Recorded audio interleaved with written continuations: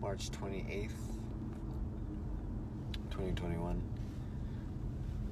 Lesson 148. My mind holds only what I think with God. Review for 135. I defend myself if I am attacked. If I defend myself, I am attacked. Sickness is a defense against the truth. So, again, you are learning that if you are not there, you're soon awakened to the fact that you're not there. So if there is something that needs to be worked out, life will get in the way very quickly to show you what is trying to come out. Now, when we defend ourselves, if we feel the need to defend ourselves, it's because we feel attacked. We can do that physically, we can do that emotionally, psychologically, having that reaction to people and stuff and experiences.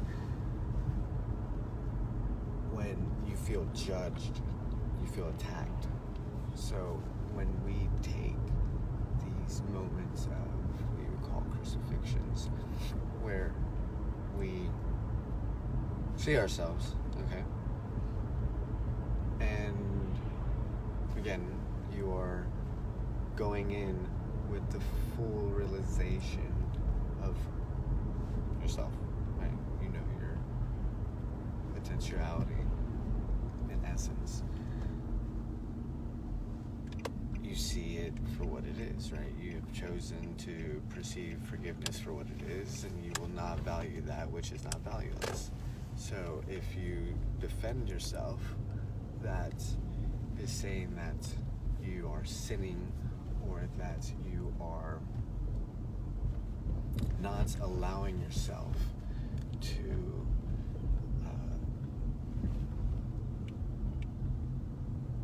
wash from your sins. What does that mean? You know, like you're just cleansed, right? That tabula rasa, that clean slate that comes out of, you know, the purification of your soul. So you defending yourself is saying that you have to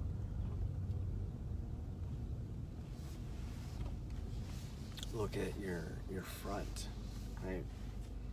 Now, anytime that you look at a defense against anything, especially when we look at our minds and people say that we're sick in the head, what does that mean, right?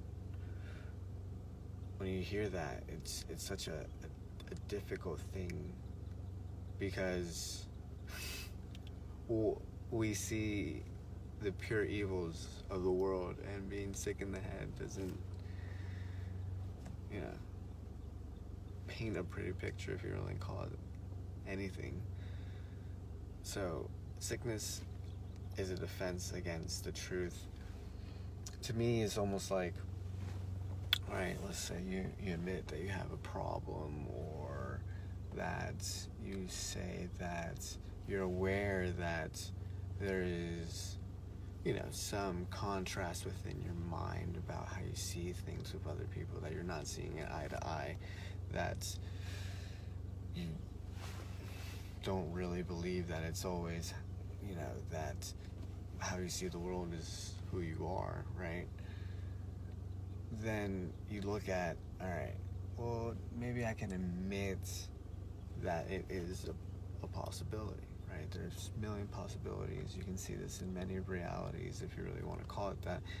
And being able to admit, have some acceptance, right, allows you to actually see it for life's true energies, right? So when you take that in, now you're seeing, okay, this is what it looks like. Of course, beautiful full moon. This is what it looks like, and I'm now allowing myself to be shown to the world for who I am. Okay, and that's perfectly fine. Why? Because now you have full control of all your actions, right? But you have to be able to recognize that, because from my experience, it seems like you're kind of just falling back in bad patterns. But really, it's the ego's trying to just show a little bit of last resort.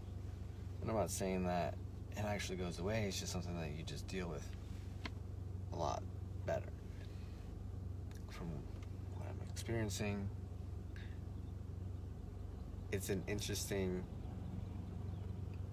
tug of war in your mind, because like the way that I think about it, it's almost like a chess game where you're kind of like, wow, maybe I am convincing myself of this in some weird way, where it's just, so you have to be very discerning of what is the voice that you're actually listening to.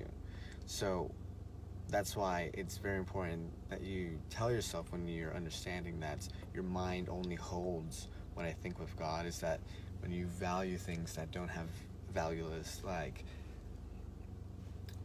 just not worth the energy, right? Because basically that's all that gives life. So when you're now perceiving this new perception of life, now it's almost as if you have been healed, you have been integrated, right? There's a reintegration back into, or you can call it reincarnation. You are coming from a redemption of, okay, there's really nothing that I can do wrong in this world. Of course, saying that you have come this far and done your best to follow a spiritual path. But yes, that you've made it this far, and you try to do it the best way you can, right? Now you are allowing yourself to be shown to the world as Adam and Eve, if you want to call it that, right? That's really what we're trying to get back to, this Genesis within ourselves. There's an unveiling, a revealing, right? It's like Noah's Ark, these metaphorical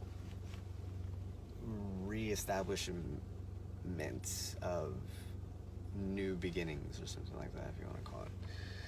So yes, I guess it has to happen some way or another. Like, I'm not really sure why mine happened the way it did, but from what it looks like, it's always been like that whole hero's journey, where you have to go as if you want to die like Jesus or something like that. So when you are going in, right, you don't defend yourself, right? You just completely accept yourself as the son or the daughter of God, and then you basically understand that there is a defense when people are judging you, when you judge yourself, right? And when you feel like you have to have some form of positionality or defend yourself or your point of view, that's when that's that last resort of the ego. That's the pride that's cometh before fall. That's all that. And even at higher levels, if you really want to call it anything, you're looking at the mind metacognitively, right? You're thinking about your thinking, and you are now seeing the areas that are just need to have that light shown, right? We spoke about having the ability to look at the unconscious patterns, because if anything, you have this resistance that's unconscious, because any form of resistance is an unconscious pattern. You now are shining light on it to dissolve it because of the presence that you have. So it's basically a light, and that's why the last final bit is basically like, what is the thing that you're most shameful of, right? That's like going all the way down, right? It's going to be shown, and in someone's like, it's going to be on display for the whole world to see, okay? So it's that. It's like, you're going to judge me at this perception of, okay, this makes sense, because at the moment that may be presented, it could be like you're so at peace with it, you're just like, look, this is the least of my troubles at the moment, where it's like there's such a grand scheme of life. Like, that was the little picture that most times you would focus on, but you're seeing the grand scheme of things and it doesn't affect you as much. So you're like, all right, I'll just deal with it the way that it's supposed to be dealt with. And now you are letting go and letting God. And that's basically what we're trying to do. We're understanding that if it's for me, it's for me. If it's not, it's not. Let go and let God. Then I now understand what that means. So for me to defend myself means that I'm still attaching myself to that small, silly self that thinks that it has control. And now sickness, having an offense, against truth, is basically like understanding that, okay, I can actually fall. You can open these levels of consciousness or understanding or emotion, if you really want to call it that, and you can actually just fall very, very low, very, very quickly. And for whatever reason that may be, you can try to test it. I always try to test things as much as I can to see if it's possible. So life will get in the way and it will intercept it as quickly as possible so you can wake up, because that's basically that whole, like, I made you move, if not then you wouldn't move kind of thing. So God is meeting you halfway, and now you have to meet it halfway, because now it's making you level up to that level of perception, if you want to call it anything. And now, because you have fully accepted your call, right? So now you're beginning your hero's journey, and now that allows you to not have judgments, but allow God to judge your heart.